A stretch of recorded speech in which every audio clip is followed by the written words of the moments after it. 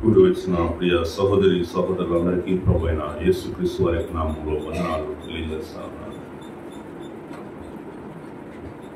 ప్రియులారా, ఒకసారి మీరందరూ కూడా వాక్యాలు చదవాలని కోరుతా ఉన్నాను. రాయబడిన వాక్యాలు ఒకసారి చదవండి.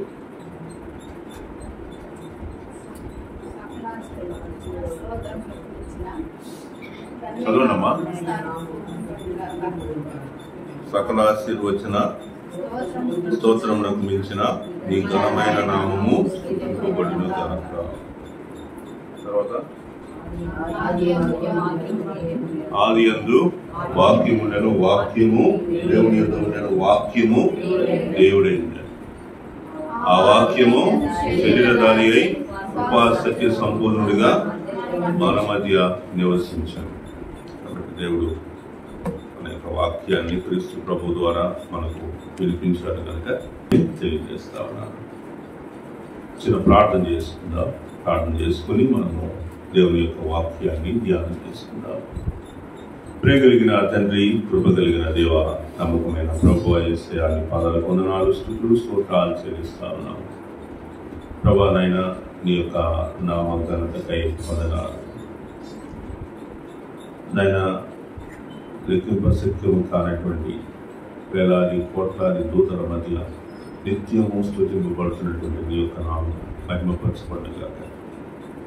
నాయన యేసయ్య ప్రభా, ఈ బుధవారము ఈ యొక్క క్రమకుడిలో చేరువచ్చినటువంటి మేమందరము కూడా నీ వాక్యాన్ని ధ్యానం చేసుకుంటూ ఉండగా పరిశుద్ధాత్మ శక్తి సహాయతను, మీ ప్రేరణను నాయన, మీ యొక్క నడిపింపును మీరు దయచేయమని కోరుతున్నాము. చదువుతున్నటువంటి మేము, విలుచినటువంటి సహోదరి సహోదరులు నాయన యేసయ్య ప్రభా, వాక్యం అర్థం చేసుకోవడానికి దాని ప్రకారం జీవించినప్పుడు చూపండి. తెలివి, శక్తి, బలము లేనటువంటి నాకు మీ యొక్క జ్ఞానం మీరు అందించుకుని కోరుతున్నారు. సమస్త మహిమ ఘనత ప్రభావం మీకు ఆరోపిస్తుంది. యేసు నామములో ప్రార్థిస్తున్నాను తండ్రి, ఆమేన్. మీరు ఏ ప్రార్థనకు వచ్చినా ఫస్ట్ అవి చదవాలి వెనక. దై గాడ్ దై గ్లోరీ, దేవుడే నీ మహిమ. మన దేవుడు మనకు లేకపోతే మనకు మహిమ లేనట్లే కదా. నీ దేవుడే నీ మహిమ. ఇశ్రాయేలులో ప్రభావం పోయింది అని చెప్పబడింది. ఎప్పుడు మందసం ఎప్పుడైతే పోయిందో వాళ్ళ దగ్గర నుంచి ప్రభావం అనేది పోయింది. కాబట్టి నీ దేవుడే నీ ప్రభావం, నీ దేవుడే నీ ప్రభావం. కాబట్టి మన దేవుడే మన యొక్క మహిమకు కారణభూతుడు. కాబట్టి మన దేవుని మహిమపరచాలి. సకల ఆశీర్వచన స్తోత్రములకు మించిన నీ ఘనమైన నామము స్తుతింపబడుగాక. ఈ మాట మనం ఎప్పుడు చెప్పాలి. చర్చిలోకి వచ్చిన ఏ మీటింగ్ అయినా కూర్చొని ప్రార్థన చేసుకున్న వెంటనే ఆ మాట మనం పలకటం, అది మనకు ఎంతో శ్రేష్టం. ఈరోజు నేను మీకు ఒక సినిమా గురించి చెప్పబోతున్నాను. ఈరోజు ఒక సినిమా, మీరు సినిమా చూపించట్ల చెప్పబోతున్నాను. సినిమా పేరేం పేరంటే విమోచన ప్రేమ. ఏంటి? విమోచన ప్రేమ. విమోచన ప్రేమ. మన వాక్య భాగం ఎక్కడంటే ఈ దినము, ఈ బుధవారము మన యొక్క వాక్య భాగం ఏ గ్రంథమో చెప్పగలరా? రూతు గ్రంథం. రూతు గ్రంథంలో నుంచి మనము దేవుని యొక్క వాక్యాన్ని మరి నేర్చుకోబోతాం. పాత రోజుల్లో టీవీలు అంతగా రాని రోజుల్లో సినిమాలు రేడియోలో వచ్చాయట, తెలుసా? రేడియోలో కథ వస్తూ ఉంటే వింటా ఉంటారట.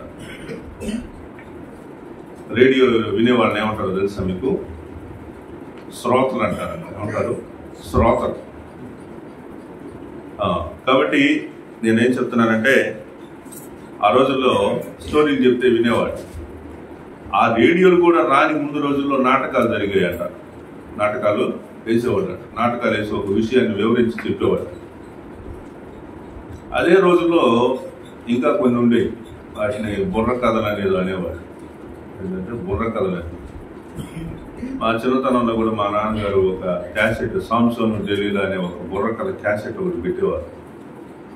దాంట్లో భలే ఉండేవి అనమాట, డైలాగులు, మాటలు, అదొక కథ అనమాట. కాబట్టి ఈ రోజుల్లో అవన్నీ వెళ్ళిపోయి సినిమాలు వచ్చినాయి. సినిమాలు ఇంకా వాటి టైం తగ్గించి షార్ట్ ఫిలిమ్స్ వచ్చినాయి, ఇంకా తగ్గించుకొని షార్ట్స్ వచ్చినాయి. పిల్లరా, ఈరోజు మనం రూతు గ్రంథంలో నుంచి ఒక అద్భుతమైన సినిమాని మనం వినబోతున్నాం. సినిమా అని అనాల్సిందే ఇది, ఎందుకంటే అలాంటి పరిస్థితులు మనం ఈ గ్రంథంలో నుంచి చూస్తాం. స్త్రీల కూడికల్లో రూతు గ్రంథం గురించి మీరు ఎన్నో రకాలుగా మీరు ధ్యానం చేస్తుంటారు కాబట్టి నేను సినిమా స్టైల్లో చెప్తున్నాను. మీరు బహుశా ఈ స్టైల్లో మీరు వినుంటారు. సో నేను మీకు సినిమా స్టైల్లో దీన్ని, సినిమా అంటే ఒక కథ రూపంలో నేను మీకు చెప్పబోతా ఉన్నాను. మొదట మనము ఈ సినిమా టైటిల్ ఎక్కడ ఉందంటే రూతు గ్రంథం 4వ అధ్యాయంలో ఉంది. 4వ అధ్యాయము 13, 14 వచనాల్లో ఉందన్నమాట. 13, 14, 15 వచ్చిన భాగాల్లో మనము ఈ యొక్క టైటిల్ ని చూస్తాం. కాబట్టి బోయజు రూతును పెండ్లి చేసుకుని ఆమె యుద్ధకు పోయినప్పుడు యెహోవా ఆమె గర్భవతి అగునట్లు అనుగ్రహించను కనుక ఆమె కుమారుని కనెను. అప్పుడు స్త్రీలు ఈ దినమున నీకు బంధువుడు లేకుండా చేయని యెహోవా స్తుతినందును గాక, ఆయన నామము ఇశ్రాయేలులో ప్రకటింపబడును గాక. నిన్ను ప్రేమించి 7 కుమారుల కంటే నీకు ఎక్కువగానున్న నీ కోడలు ఇతని కనెను. ఇతడు నీ ప్రాణము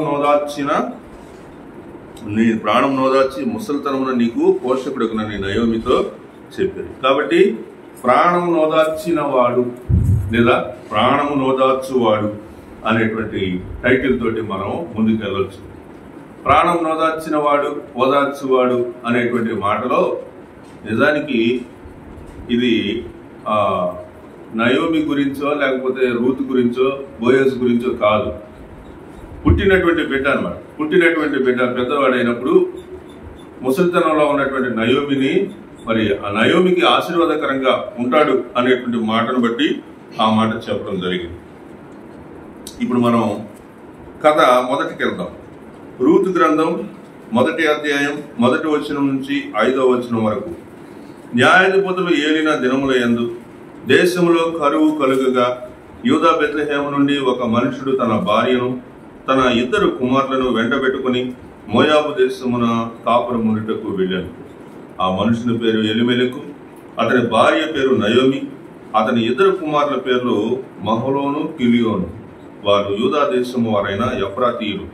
వారు మోయాబు దేశమునకు వెళ్లి అక్కడ కాపురం ఉండేది.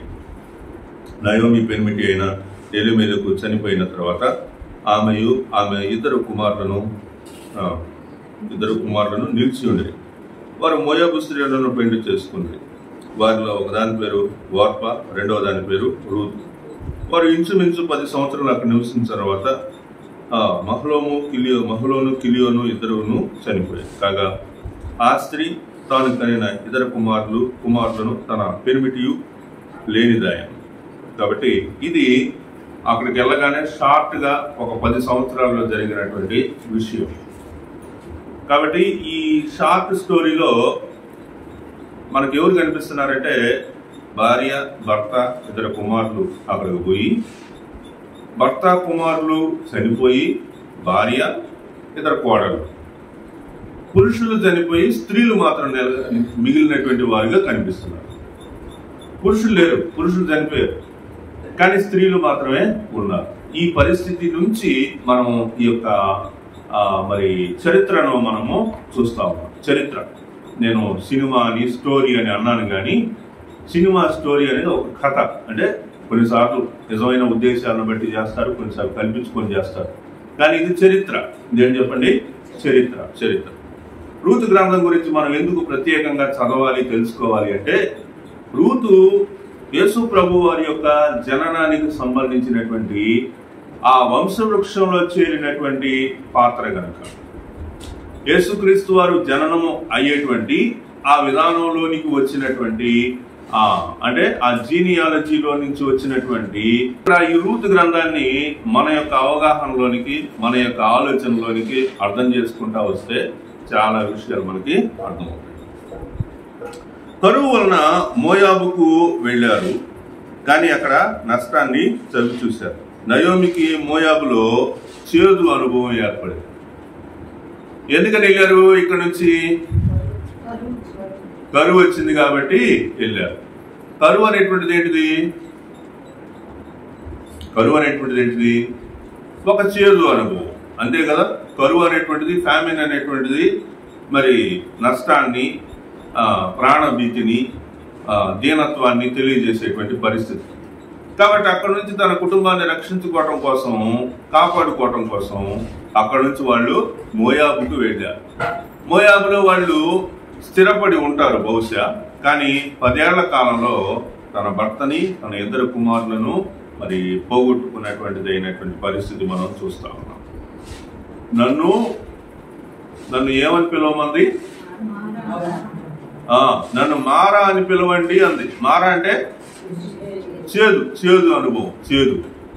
కాబట్టి ఈ చరిత్రలో, లేదా నేను చెప్పినటువంటి ఈ రూతు అనేటువంటి ఈ కథ అనేటువంటి మాటతో నేను చెప్పినటువంటి ఈ చరిత్రలో మనం ఏం అర్థం చేసుకోవాలి అంటే, మారా అనుభవం అనేటువంటి విషయంలో నుంచి ఎలా మధురమైనటువంటి స్థితిగతులు కలిగాయి అనేటువంటి పరిస్థితులు మనం చూడాలి. అయితే దేవుని వాక్యం గురించి నేను మీతో చెప్పాలనుకున్న మాట ఏంటంటే, దేవుని వాక్యాన్ని చదివి పరిస్థితిని అర్థం చేసుకొని వదిలేస్తే దానివల్ల ఉపయోగం ఏమీ లేదు.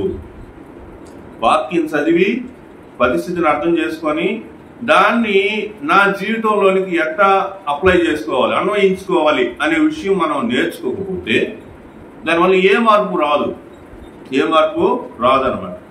కాబట్టి మీరు ఈ రూతు గ్రంథం గురించి చాలాసార్లు మీరు చదివి ఉండొచ్చు, కానీ ఎంతవరకు మీ కుటుంబాలకు మీకు దాన్ని మీరు అన్వయించుకున్నారు అనేటువంటి విషయం దగ్గర మన యొక్క పరిస్థితులన్నీ ఆధారపడతాయి.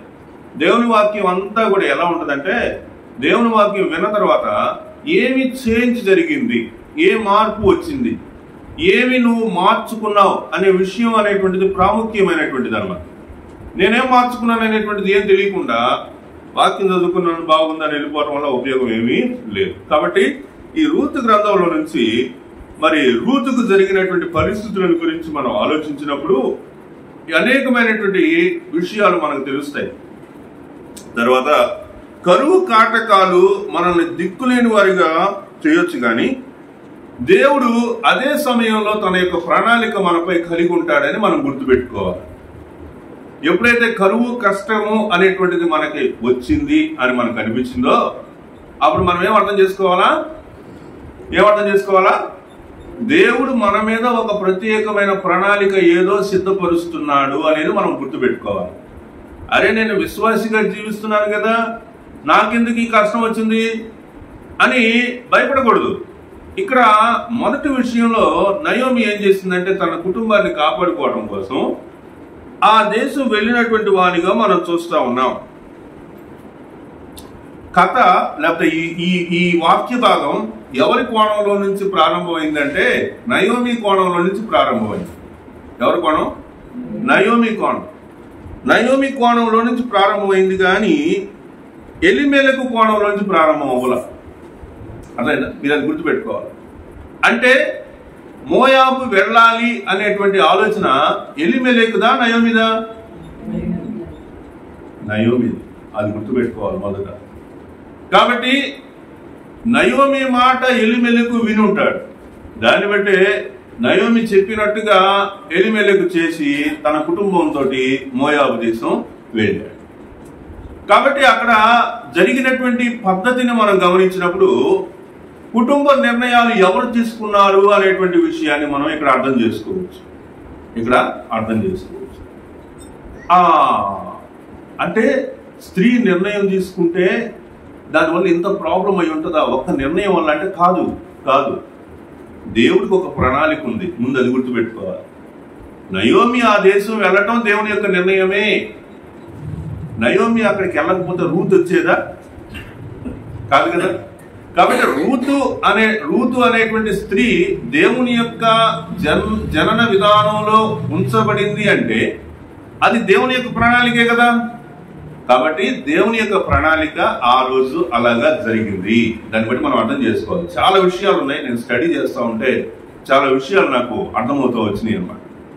తర్వాత మనం గమనిస్తే మనం నయోమికి కలిగినటువంటి చేదు అనుభవాన్ని మనము చూసాము. ఇప్పుడు మనం రూతుని గురించి మనం చూడబోతా ఉన్నాం. 1వ అధ్యాయం 16, 17 వచనాల్లో అప్పటికి డిస్ట్రక్షన్ అంతా జరిగిపోయింది. అప్పటికి ఓర్పాతోటి చెప్పాల్సిన మాటలు చెప్పేసింది. అమ్మా, నువ్వు యవ్వనురాలివి, నువ్వు వెళ్ళి వివాహం చేసుకుంటే నీకు పిల్లలు కలుగుతారు, నీ కుటుంబాన్ని నువ్వు చూసుకోవచ్చు అని మంచి చెడు బాగోగులు చెప్పింది. ఆమె ముద్దు పెట్టుకొని వదిలేసింది. ఇక్కడ మనం రూతు దగ్గరికి వచ్చినప్పటికీ మనకేం కనిపిస్తా ఉందండి? 16వ వచనంలో, అందుకు రూతు, నా వెంబడి రావద్దనియు నన్ను విడిచిపెట్టుమనియు నన్ను విడిచిపెట్టుమని మరియు నన్ను బతిమాలుకొనవద్దు. నీవు వెళ్ళు చోటికే నేను వచ్చేదను, నీవు నివసించు చోటనే నేను నివసించేదను. నీ జనమే నా జనము, నీ దేవుడే నా దేవుడు. నీవు మృతి పొందు చోటనే నేను మృతి పొందేదను, అక్కడనే పాతి పెట్టబడేదను. ఇక్కడ మరణము తప్ప మరి ఏదైనాను నిన్ను నన్ను ప్రత్యేకించిన ఎట్లా యెహోవా నాకు ఎంతైనా కీడు చేయదు కాక. కాబట్టి ఇక్కడ రూతు యొక్క నిర్ణయం ఏంటంటే, నీ జనమే నా జనము, నీ దేవుడే నా దేవుడు. నిన్ను నన్ను సపరేట్ చేసేది ఏంటి చెప్పండి? నిన్ను నన్ను ఏం సపరేట్ చేయాలా? మరణం ఒక్కటే సపరేట్ చేయాలా? నిన్ను నన్ను సపరేట్ చేయాల్సిన మరణం కాకుండా ఇంకేదన్నా అయితే ఏమంటుందండి? ఏమంటుంది చెప్పండి? యెహోవా నాకు ఎంత కీడైనా చేయును గాక. కాబట్టి అంటే ఈ తెగింపు రూతుదే, నయోమిది కాదు. ఈ తెగింపు ఎవరిది? రూతు. రూతు ఏమంటుంది ఇక్కడ? రూతు ఏమంటుంది? మరణం తప్ప మరి ఏదైనాను నిన్ను నన్ను ప్రత్యేకించిన ఎడలా. కోడలు కదా, రూతు కోడలు కాబట్టి అత్తకు అవకాశం లేదు, కానీ కోడలకు అవకాశం ఉంది కదా. కోడలకు అవకాశం ఉంది కాబట్టి ఓర్ప ఏం చేసిందంటే అవకాశాన్ని తీసుకుని వెళ్ళిపోయింది. మరి రూతు ఏమంటుందంటే, ఒకవేళ నీ జనమే నా జనము, నీ దేవుడే నా దేవుడు అని చెప్పి నేను నీతోటి వచ్చే క్రమంలో కొన్ని కష్టాలు, నష్టాలు, ఇబ్బందులు ఏదన్నా ఎదురు చూసి వాటికి నేను లోబడిపోయి అప్పుడైనా నేను నిన్ను వదిలిపెడితే దేవుడు నాకు ఎంతైనా కీడు చేయనుగాక అనే మాట చెప్పింది అనమాట. కాబట్టి మొదట నయోమి చేదు అనుభవాన్ని పొందింది. ఈ చేదు అనుభవంలో దేవుడు ఒక రక్షణ కవచంగా రూతుని నయోమికి వరకు ఉంచాడు అని చెప్పుకోవాలి. ఒకవేళ రూతు కూడా వెళ్ళిపోయింది అనుకుందాం, వెళ్ళిపోయింది అని అనుకుంటే అప్పుడు నయోమి ఒక్కతే ఏమవుతుంది? మళ్ళీ తిరిగి ఆ దేశానికి, ఎఫ్రాతీయుల ప్రాంతానికి వచ్చి కాపురం ఉంటుంది. అంతే, ఇంకా అంతకు మించి ఏం లేదు. అలా ఉండే పక్షంలో మనకి నయోమి గురించినటువంటి విషయాల గురించి ఒక గ్రంథం కానీ ఒక పుస్తకం కానీ బైబిల్లో ఉండేది కాదు. కాబట్టి ఇక్కడ మనం అర్థం చేసుకోవాల్సిన విషయం ఏంటంటే, దేవుడు మనం కష్టాన్ని అనుభవిస్తున్నాం, మనం నష్టాన్ని, ఇరుకు, ఇబ్బందులు అనుభవిస్తున్నాం అని తెలిస్తే దేవుడు తప్పకుండా ఏం చేస్తాడు తెలుసా? ఒక సహాయాన్ని మన కొరకు ఉంచుతాడు. ఇక్కడ నయోమికి ఉంచబడినటువంటి సహాయం ఎవరమ్మా? రూతు. అంతే, నయోమి కొరకు రూతును దేవుడు ఉంచాడు, అంతే. ఇంకా దాని దగ్గర ఇంకా వేరే టాక్స్ మనకేమీ అవసరం లేదు. నిజమైన ప్రేమ, కొన్నిసార్లు అలాంటి వ్యక్తిని మనం వదులుకుంటే, ఎవరిని వదులుకున్నట్టు చెప్పండి? ఎవరిని వదులుకున్నట్టు? నయోమి రూతును వదులుకున్నాడు, లేదా రూతు నయోమిని వదిలినట్టు,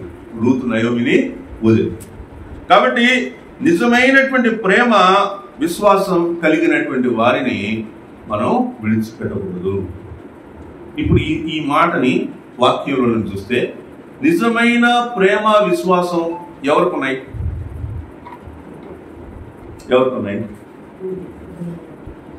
నయోమికి నిజమైన ప్రేమ, విశ్వాసం లేకపోతే రూతు నయోమితోనే ఉండేదా? ఉండదా? నిజమైన ప్రేమ విశ్వాసం చూపకపోతే ఉండగలుగుతారా? ఉండలేరు కదా. అది మనం ఆ కోణాన్ని కూడా ఆలోచించాలి. ఆ ఇద్దరి మధ్యలో ఉన్నటువంటి బంధం అనేటువంటిది ఎందుకు అంత స్ట్రాంగ్ గా ఉంది? ఓర్ప ఎందుకు ఆ మాట అనలేకపోయింది? నీ దేవుడే నా దేవుడు, నీ జనమే నా జనము అని ఎందుకు అనలేకపోయింది? రూత్ ఎందుకు అంది? ఈ విషయాన్ని మనం ఆలోచించినప్పుడు ఆ ప్రేమను, ఆ విశ్వాస్యతను కలిగినటువంటి స్థితి మనకు కనిపిస్తుంది. అందుకే మొదట ఏముందంటే, నీ జనమే నా జనము, నీవు మృతి పొందు చోటనే నేను మృతి పొందుతాను అని చెప్పే క్రమంలో నీ దేవుడే నా దేవుడు అని కూడా చెప్పింది. అర్థమైందా? నువ్వు ఎక్కడికో పోతున్నావు, నీ ఎదుగిటి నేను వస్తాను, ఇశ్రాయేల్ దేశానికి వెళ్తున్నావు కదా, నీ స్వజనుల దగ్గరికి వెళ్తున్నావు కదా, నీకేదో ఆస్తిపాస్తులు ఏదైనా ఉండొచ్చు కదా, దాంట్లో నాకు కూడా కొద్దిగా వాట వచ్చింది, నేను కూడా అక్కడికి వచ్చేస్తాను అని అంటే అది వేరే ఉద్దేశంలో ఉండేది. కానీ ఇక్కడ నీ జనమే నా జనం అన్న తర్వాత ఏముంటుంది? నీ దేవుడే నా దేవుడు, నీ దేవుడు, నువ్వు ఎవరినైతే సేవిస్తున్నావో ఆ దేవుడే నా దేవుడు. ఇది ఒక విశ్వాసిని హృదయపూర్వకంగా ప్రేమించేటట్లు చేసేది ఏంటంటే దేవుని యొక్క విషయాలే.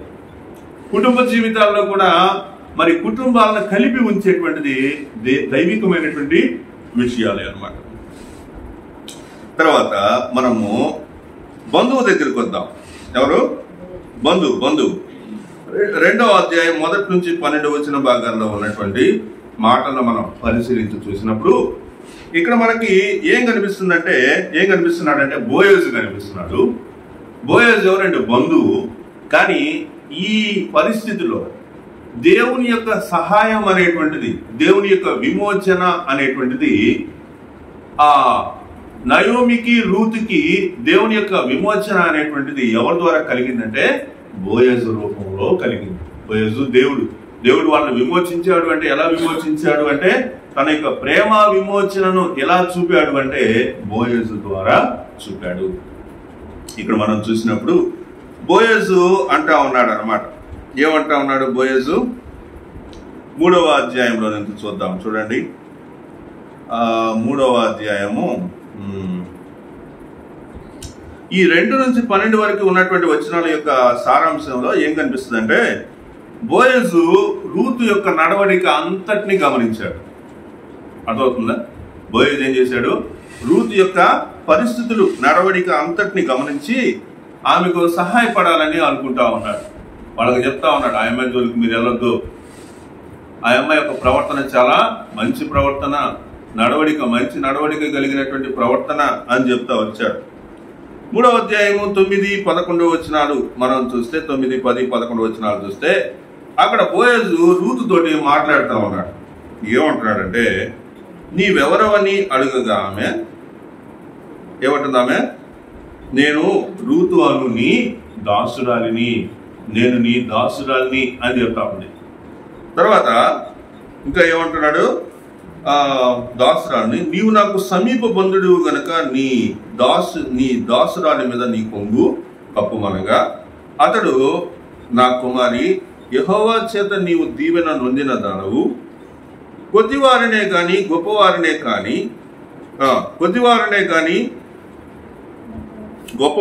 గాని యవనస్తులను నీవు వెంబడింపక ఉండుట వలన నీ మునుపటి సత్ప్రవర్తన కంటే వెనుకటి సత్ప్రవర్తన మరి ఎక్కువైనది. మునుపటి సత్ప్రవర్తన, తర్వాత సత్ప్రవర్తన, ఈ 2 విషయాలు.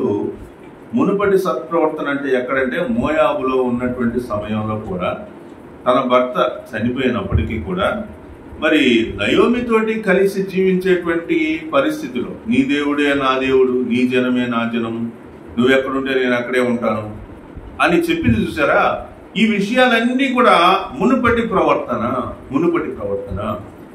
తర్వాత ప్రవర్తన ఎక్కడ? పరిగెలు వేరుకునేటువంటి సమయంలో తర్వాత ప్రవర్తనలో ఏమంటున్నాడంటే, కొద్దివారినే కాని గొప్పవారినే కాని యవనస్తులను నీవు వెంబడింపక ఉండుట వలన. ఇది ఏంటంటే ట్రాన్సిటిక్ లైఫ్ అంటారన్నమాట. జీవితంలో ఏం జరుగుతుందో అర్థం కాని పరిస్థితి అన్నమాట. పోషించటానికి పురుషుడు లేడు, స్త్రీలుగా బయటికి పోవటానికి కుదరదు. ఒకవేళ బయటికి పోయినా ఈ రోజుల్లో ఇన్ని చట్టాలు, ఇన్ని రూల్స్ రెగ్యులేషన్స్ ఉంటేనే స్త్రీలు బయటికి వెళ్ళటానికి, రాత్రిపూట ఒంటరిగా పోవటానికి చాలా కష్టం ఈ రోజు కదా, మనకు తెలిసిన విషయాలే కదా. మరి ఇంకా ఆ రోజుల్లో కెమెరాలు, పోలీసులు, తర్వాత సోషల్ మీడియా ఏమీ లేని ఆ రోజుల్లో సంగతి, బయట ఎక్కడన్నా ఒక మృతదేహం దొరికితే ఈ రోజుల్లో ఎంక్వైరీలు చేసి అది చేసి ఎవరిది బాడీ అని చెప్పేసి టెస్టులు అవన్నీ చేసే రోజులు. మరి ఆ రోజుల్లో ఇంకా భయంకరమైన పరిస్థితులు కదా. కాబట్టి అలాంటి భయంకరమైనటువంటి పరిస్థితుల్లో కూడా రూత్ ఏం చేయలేదంట. ఏం చెప్తున్నాడు బోయజ్, ఏం చెప్తున్నాడు రూత్ గురించి? యవనస్తులను నీవు వెంబడింపక ఉండుట వలన. ఆడ పొలంలో పనికి ఏరుకునే వాళ్ళు చాలా మంది ఉంటారు కదా. పెళ్ళైన వాళ్ళు ఉంటారు, పెళ్లి కాని వాళ్ళు ఉంటారు, పురుషులు ఉంటారు, స్త్రీలు ఉంటారు, అందరూ ఉంటారు. ఈ అమ్మాయి పరిస్థితి ఏంటి? రూత్ పరిస్థితి ఏంటి? భర్త లేరు, పిల్లలు లేరు, ఒక్కతే ఉంది, పరుగులు ఏరుకుంటా ఉంది. అరే నాకు ఎవరు లేరు, నాకు తోడు లేరు, ఎవరు లేరు అని అనుకుంటే ఏం చేయడానికి అవకాశం ఉంది రూత్కి? అక్కడ వాక్యంలో రాయబడినట్టు ఏ యవనుడితోనైనా కానీ బాగొచ్చాము, అంతే కదా. ఎవరు అడుగుతారు? ఎవరు అడగటానికి ఎవరు లేరు అక్కడ. రూత్ నయోమికి ఎంతవరకు తెలుసు? నయోమికి రూత్ గురించి ఎంతవరకు తెలుసు? పొలానికి వెళ్ళింది, పరుగులు ఏరుకుంటుంది. ఎవరి దగ్గరికి వెళ్ళింది? సమీప బంధువుడి యొక్క పొలం దగ్గరికి పోయింది, అంతవరకే తెలుసు. అందుకే బోయజ్ ఏమన్నాడంటే, నీ మునుపటి ప్రవర్తన కంటే వెనుకటి ప్రవర్తన మరి ఎక్కువైనది. కాబట్టి నువ్వు నీకున్న పరిస్థితులను బట్టి, పొలంలో పనిచేసే వాళ్ళని బట్టి, వాళ్ళు నీతోటి మాట్లాడేదాన్ని బట్టి, నీ ప్రవర్తనను నువ్వు ఇంతకు ముందు ఎంత మంచిగా ఉంచుకున్నావో అంతకంటే ఇంకా మంచిగా నువ్వు ఉంచుకున్నావు అని చెప్పి, కాబట్టి నా కుమారి భయపడకము, నీవు చెప్పినదంతయు నీకు చేసేదను. నువ్వేమేమైతే విషయాలు నాకు చెప్పావో అదంతా నేను చేస్తానని చెప్తున్నాను. ఇది విమోచన అంటే. ఈ విమోచన అనేటువంటిది తెలియపరచడానికి ముందు వరకు ఏముందంటే కష్టాలే ఉన్నాయి. అర్థమైందా?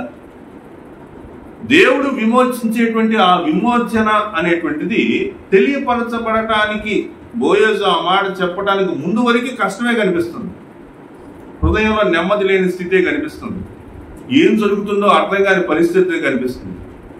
ఏ పూటకు ఆ పూట పరుగులు ఏరుకొని పోవటం ఏంది, వాటిని దంచుకోవటం ఏంది, ధాన్యం తీయటం ఏంది, రొట్టె చేయటం ఏంది, తినటం ఏంటి, ఇవన్నీ ఎలాంటి పరిస్థితులు గమనిస్తున్నారా? ఇవన్నీ మనం గమనిస్తే వాళ్ళ లైఫ్ స్టైల్ అనేటువంటిది, జీవన విధానం అనేది ఎంత దారుణంగా ఉంటుందో మనం దాన్ని బట్టి అర్థం చేసుకోవచ్చు. ఇప్పటి వరకు మనం గమనించిన విషయం అంతా ఏంటంటే జరిగినటువంటి కథ. అర్థమైందా? ముందు జరిగిన ఎపిసోడ్ అనమాట. ముందు జరిగిన ఎపిసోడ్ మనం రీక్యాప్ చేసాం ఇప్పుడు వరకు. ఇప్పుడు మనం ఏం చేయబోతున్నామంటే ఆ విమోచన, దీవెన అనేటువంటి విషయాన్ని మనం అర్థం చేసుకోబోతా ఉన్నాం. 4వ అధ్యాయము 13 నుంచి మనం చదివితే ఆ విషయాలు మనకు తెలుస్తుంది. నేను అంతా చేస్తాను, బోయజ్ చెప్పాడు. కుమారి ధైర్యంగా ఉండు. ఏమన్నాడు? నీవు చెప్పినదంతయో నీకు చేసేదను అని చెప్పి అప్పటి నుంచి ఆలోచించి న్యాయమైన పద్ధతిలోనే బోయజ్ రూతుని ఎలా వివాహం చేసుకున్నాడు? న్యాయమైన పద్ధతిలోనే. న్యాయమైన పద్ధతి అంటే వాళ్ళ యొక్క యూదుల ఆచార ప్రకారం ఏ విధంగా అయితే ఉందో ఆ విధంగానే మరి వివాహం చేసుకున్నటువంటి వారిగా మనం చూస్తా ఉన్నాం. కాబట్టి బోయజు రూతును పెళ్లి చేసుకుని ఆమె యొద్దకు పోయినప్పుడు యెహోవా ఆమె గర్భవతి అగునట్లు అనుగ్రహించను గనుక ఆమె కుమారుని కనెను. అప్పుడు స్త్రీలు, ఈ దినమున నీకు బంధువులు లేకుండా చేయని యెహోవా స్తుతినందును గాక. ఈ దినమున నీకు బంధువులు లేకుండా చేయని యెహోవా, బంధువులు లేకుండా చేయని యెహోవా. ఈ మాటను బట్టి మనం కూడా దేవుని నామాన్ని స్తుతించాలి. దేవునికి స్తోత్రం. హల్లెలూయా, హల్లెలూయా. కాబట్టి దేవుని యొక్క నామం స్తుతింపబడుతుంది. ఏ పాయింట్ లో తెలుసా? నీకెవ్వరూ లేరు అనుకున్నప్పుడు కూడా, నాకంటూ దారే లేదు, నా భర్త చనిపోయాడు, నా కుమారులు చనిపోయారు, ఒక కోడలు వెళ్ళిపోయింది, నాతో పాటు ఉంది కోడలొక్కతే అనుకుంటే ఏమంటారంటే దాన్ని ముద్దుగా ఉన్నటువంటి దాన్ని చిగురించినటువంటి పరిస్థితి అన్నమాట. అర్థమైందా? ఆ మొద్దులో నుంచి చిగురు అనేదే రాదు అని అనుకుంటే దేవుడు అక్కడి నుంచి కూడా చిగురు పెట్టగలడు. కాబట్టి ఈ విషయాలు మనం చూసినప్పుడు దేవుడు చేసిన కార్యాలు, మరి ఆ చేదు అనేటువంటి దాన్ని ఏ విధంగా ఆయన రుచికరమైనదిగా మధురముగా మార్చాడు అనే విషయాన్ని మనము ఈ యొక్క అధ్యాయం ద్వారా తెలుసుకుంటా ఉన్నాం. మరి ఈ విమోచన ప్రేమ అనేటువంటి ఈ రూతు చిత్రం నుంచి మనం నేర్చుకోబోయే పాఠం ఏంటి? మొదటిది, దేవుడు అందరినీ ప్రేమిస్తాడు. దేవుడు ఆ రోజు నయోమిని ప్రేమించినట్టుగా, రూతుని ప్రేమించినట్టుగా దేవుడు నిన్ను నన్ను కూడా ప్రేమిస్తాడు. గలతీయులకు రాసిన పత్రికలో నుంచి ఒక మాట చదువుతాం, చూడండి. గలతీయులకు రాసిన పత్రిక 3వ అధ్యాయము 3వ అధ్యాయం 28వ వచనం చూడండి. ఇందులో యూదుడని గ్రీస్ దేశస్థుడని లేదు, దాసుడని స్వతంత్రుడని లేదు, పురుషుడని స్త్రీ అని లేదు, యేసుక్రీస్తునందు మీరందరూ ఏకముగా ఉన్నారు. మీరు క్రీస్తు సంబంధులైతే ఆ పక్షమందు అబ్రహాము యొక్క సంతానమై ఉండి వాగ్దాన ప్రకారము వారసులై ఉన్నారు. ప్రియులారా, మనం చూస్తున్నటువంటి మాటలో యూదుడని గ్రీసు దేశస్థుడని లేదు దేవునికి. మోయాబీరాల యూదుల అనేది కాదు అనేది దేవుడు చూడడు. దేవునికి అందరూ ఒకటే. ఒకవేళ యూదులకే యేసు ప్రభు అంటే ఈ పాటికి మనం రక్షింపబడేవాళ్ళమా? యూదుల రాజు, యూదులకు మాత్రమే యేసు ప్రభు దేవుడు, ఇంకెవరికి కాదు అంటే మనం ఎక్కడుండేవాళ్ళం? మనం అన్యజనులం, పరజనులం. భారతదేశంలో ఉండేటువంటి మనం అన్యులమే అవుతాం. వాళ్ళకి యూదులకి ఏమవుతాం? అన్యులమే అవుతాం. కాబట్టి అన్య విశ్వాసాల్లో ఉన్నటువంటి మనము ఆయన ప్రేమని అర్థం చేసుకొని ఆ ప్రేమను మనం పొందుకున్నప్పుడు ఆయన మనల్ని ఏం చేస్తున్నాడు? విమోచించాడు. కాబట్టి గ్రీసు దేశస్థుడని ఏమి లేదు, కానీ యేసుక్రీస్తునందు మీరందరూ ఏకముగా ఉన్నారు అనే విషయాన్ని మనం చూస్తా ఉన్నాం. కాబట్టి దేవుని యొక్క ప్రేమ ఆ రోజు మరి ఆ నయోమికి మాత్రమే కాదు, కానీ ఆ రోజు దేవుని యొక్క ప్రేమ ఎవరికి కూడా వచ్చింది? రూతుకు కూడా వచ్చింది. వీళ్ళరా, రూతు తన దేశం అంటే మోయాబును విడిచి తన అత్తతోటి మరి తిరిగి వచ్చినప్పుడు అక్కడ ఉన్నటువంటి యూదుల్లో చాలా మంది రూతుని అంగీకరించాలి. ఎందుకని అంగీకరించలేదంటే రూతు అన్యురాలు. వాళ్ళకి రూతు ఎవరు చెప్పండి? అన్యురాలు. ఇంకా రూతుని వాళ్ళు ఎందుకు యాక్సెప్ట్ చేయలేదంటే వాళ్ళు విగ్రహారాధికులు. ఎవరు చెప్పండి? విగ్రహారాధికులు. నిత్యము విగ్రహాలను పెట్టుకుని పూజ చేసేటువంటి వాళ్ళు మన దగ్గరికి రావడం ఏంటి అనేటువంటిది అనమాట. వీళ్ళరా, ఈ విషయాలన్నీ మనం ఆలోచనగా చూస్తూ ఉంటే దేవుని యొక్క పరిశుద్ధ గుణలక్షణాలు మనం గమనించినప్పటికీ దేవుడు ప్రేమామయుడు అనే విషయాన్ని కూడా మనము గమనిస్తా ఉన్నాం. తర్వాత యోవేలు గ్రంథంలో నుంచి ఒక మాట చదువుదాం, చూడండి. యోవేలు గ్రంథం వరకు, వింత కార్యములు జరిగించిన మీ దేవుడైన యెహోవా నామమును స్తుతించినట్లు. ఇక్కడ రూతు జీవితంలో మనం చూస్తే దేవుడు ఏ కార్యం చేశాడు? వింత కార్యమే చేశాడు. వింత కార్యం. అరే, మోయాబీరాలు వచ్చి ఇశ్రాయేలీలో కలవటం ఏంట్రా? వాళ్ళు వచ్చి ఇంట్లో కలవటం ఏంట్రా? వాళ్ళు అన్యులు, విగ్రహారాధికులు. అన్యులు విగ్రహారాధికులు అని నేను చెప్తున్నాను, కానీ డీప్ మీనింగ్ ఏంటంటే వ్యభిచారం. డీప్ మీనింగ్ ఏంటి? అసలు అంతరార్థం మోయాబీలు అంటే అంతరార్థం ఏంటంటే రూతుకి దావీదుకి రూతు ఏమవుతుంది.